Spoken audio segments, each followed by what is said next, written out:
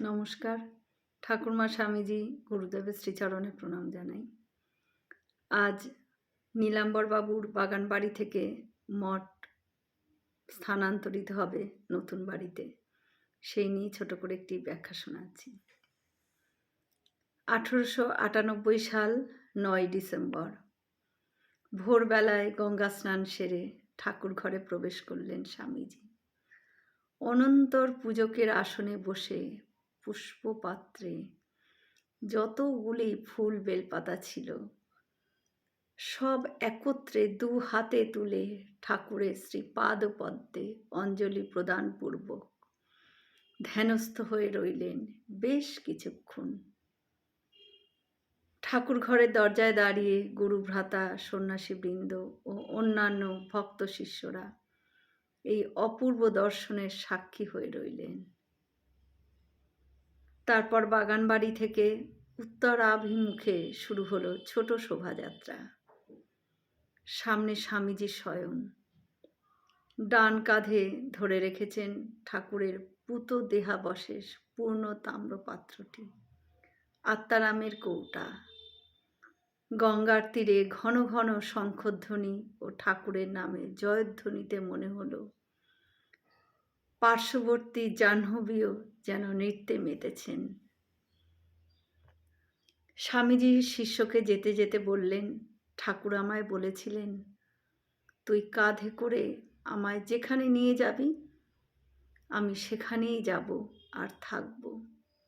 তা গাছতলায় কি বা কুটিরেই কি?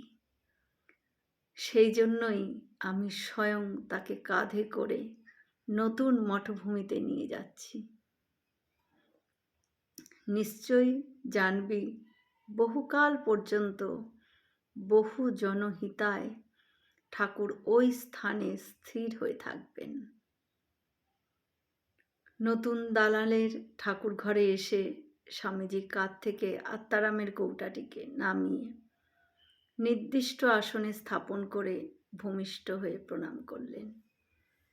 তারপর শুরু হলো ঠাকুরের পূজা। পূজান্তে প্রজ্বলিত যজ্ঞাগ্নিতে হোম করলেন। পরে পায়সান্নও তৈরি করে স্বামীজি ঠাকুরকে ভোগ নিবেদন করলেন। সবকিছুই করলেন স্বামীজি সন্ন্যাসীদের সহযোগিতায়। সকলের উদ্দেশ্যে তিনি বললেন, আপনারা আজ কায় মনোবাক্যে ঠাকুরের পাদপদ্মে প্রার্থনা করুন যেন মহাযুগাবতার ঠাকুর আজ থেকে বহুকাল বহু জনহিতায় বহু জনসুখায় এই পুণ্যক্ষেত্রে অবস্থান করে একে সর্বধর্মের অপূর্ব সমন্বয় কেন্দ্র করে রাখেন। সকলে করজোড়ে প্রার্থনা করতে লাগলেন।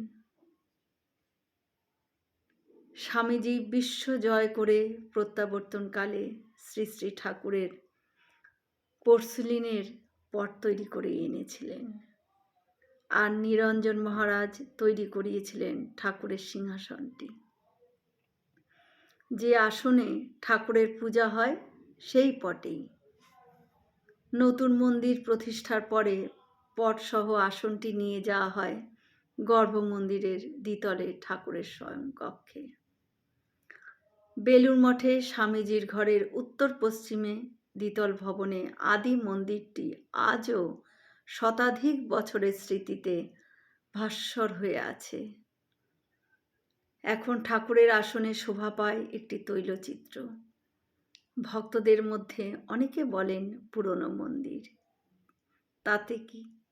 শ্রী শ্রী ঠাকুর কিন্তু এখানে নিত্য বিরাজিত। জয় শ্রী রামকৃষ্ণ।